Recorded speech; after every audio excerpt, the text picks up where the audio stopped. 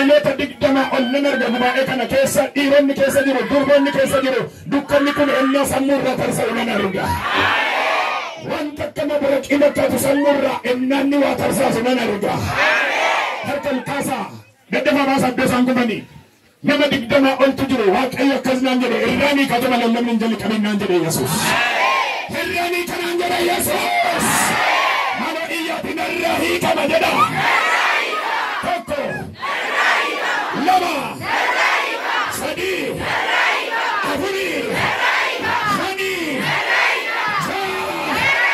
kalba sade basa dasanjirani basa come out demon spirit the spirit of this out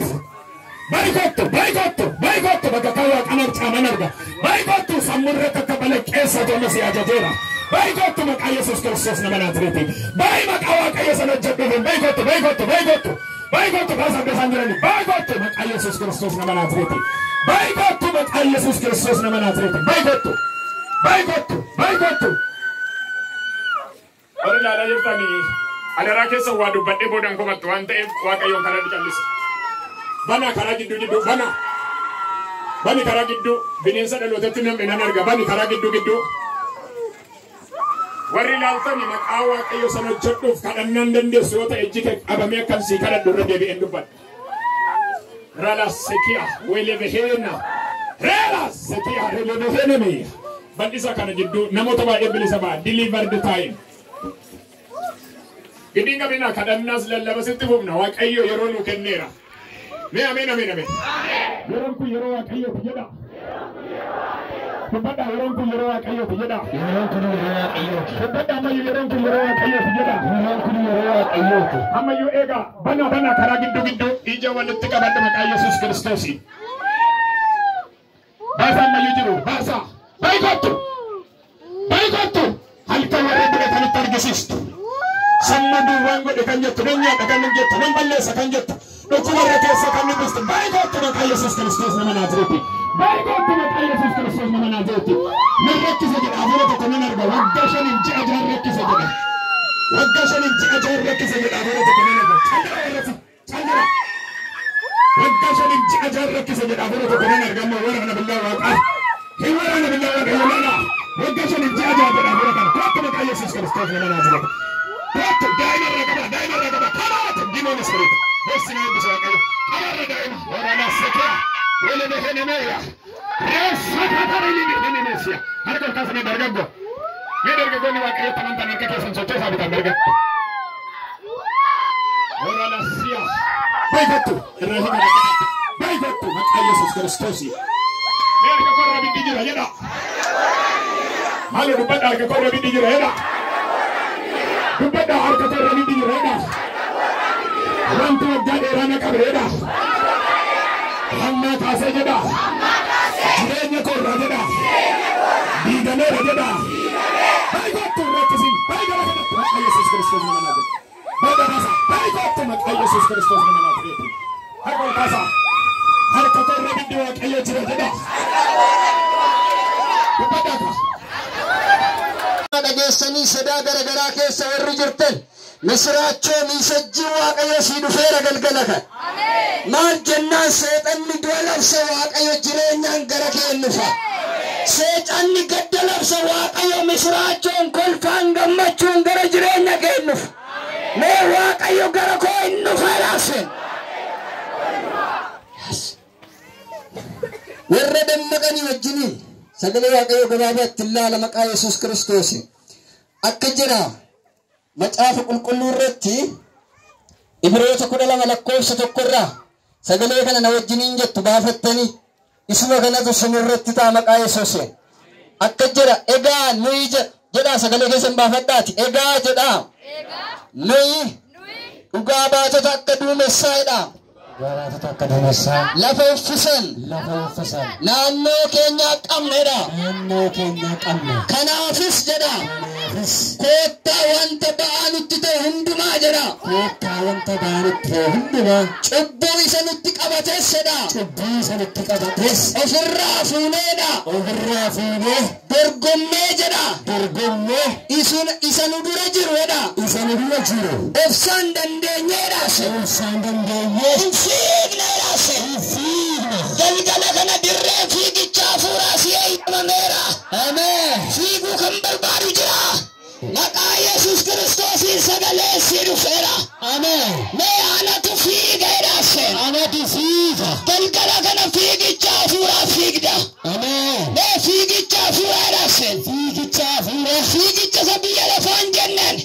Isa kana hafuuraa fiigda galgala kana. Ati hojii hafuuraa hojjechuudhaaf galgala kana Waaqayyo gooftaan machaa sii mul'atee walitti hin baasa. Nuyi dhugaa baatota akka duumessaa nu marsanii of biraatii qabneedha. Maaltu si marseesi? Rakkina ta'uu danda'a. Hissoo inni kan seexanaati. Dhukkuba ta'uu danda'a. Mana kee keessa wanti si marse si addeessu. Waaqayyo gooftaan machaa dhugaa baatota akka duumessaan gara jireenya keenyufa. Ameen. Mee inni na marseeroodhaas. Inni na marsee jiru. Jireenya natti godhadhaas. Jireenya natti godha. Beekoni bakakkaan hafuura qulqulluu lafa kanan buufata galgala. Ameen. Haleluuyaa. Ameen. Eenyuun argata hafuurri kun? Ana. Mee anaadha warri qopheessan. Ana. Sirratti taa maqaa Yesuuseen. Ameen. Hin fiigde galgala kana. Ameen. Fiigichi siiftaa galgala kana. Hidhamtee kan teesse otoo tajaajiltuu osoo lallabduu osoo kadhattuu achuma kan taate Waaqayyo gooftaan machaa fiigicha si eegalchisa. Ameen. Fiigichi sun fiigicha hafuuraati. Mee fiigicha hafuuraa jedhaaseen. Fiigicha hafuuraa. Fiigicha hafuuraa. Haleluuyaa. Mata dureen kun namoota baay'ee irratti hin hojjeta. Dargaggoota fiigicha jalqabdanii dhaabdan irratti hin hojjeta. Wow! Dargaggoota sagalee Waaqayyoo ibsaa Waaqayyoo fuutanii ukkaamsitan irratti hojjeta. Sagaleen kun namoota fiigsisu qaba. Dargaggeessa jilbisaan laafe tokko, dargaggeessa kadhata dadhabe tokko, dargaggeessa mul'ate harkaa bade tokko, misraachoo sagaleen si dhufeera hin fiigda. Sagaleen naa dhufeeradhaas. Sagaleen naa dhufeera. አንተ ላይ አዲስ ነገር ይሆናል በጌታ በኢየሱስ ስም። በሱ ድምፅ ሃሌሉያ። ሰገሌ waaqayyoodhaan waan haaraan siifta. Jijjiirame haaraan tokko siifinta. Naani sagalee waaqayyootti dhalooti baay'een fiigicha eegaltu. Haleluuyaa. Fiigichi kun namoota baay'eef hin galle natti fakkaata. Yesuus gooftaa.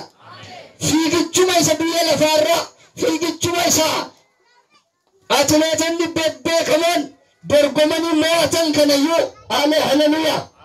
Isma kanayyuu gaafa fudhattan gosoota garaagaraa qaba. Fiigicha ofirraas akkasuma. Fiigichi dheeraan akkuma jiru, fiigichi gabaabaan akkuma jiru, fiigichi gosa adda addaa ulee walii kennuu akkuma jiru, fiigichi inni kan Waaqayyo immoo galgala kana si argata. Ameen.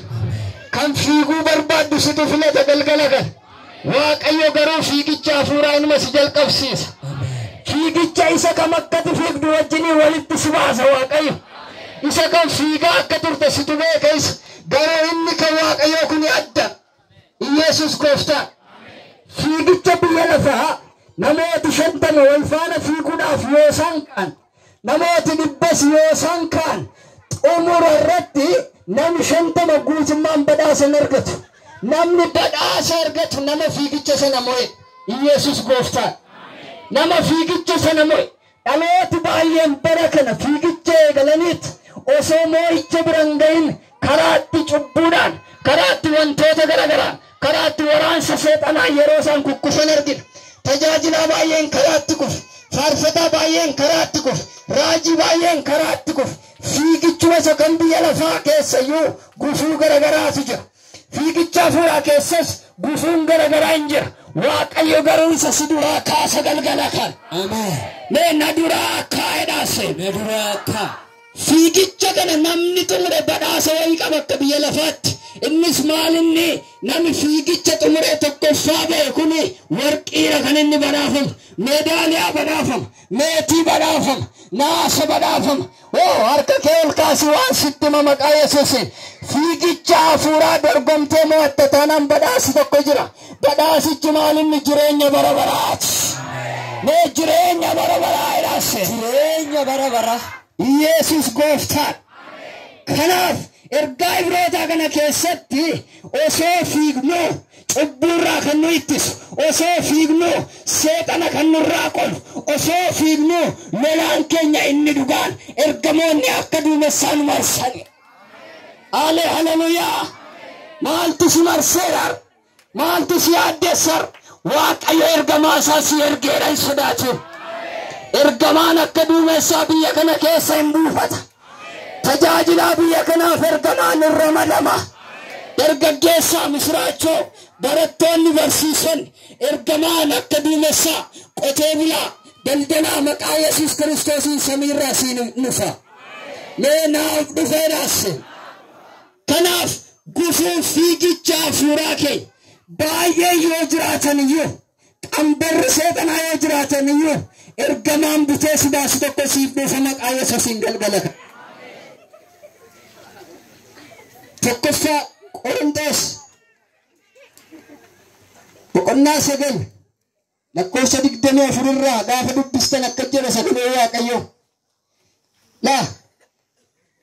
Warri wal dorgoman hundinuu yoo fiigan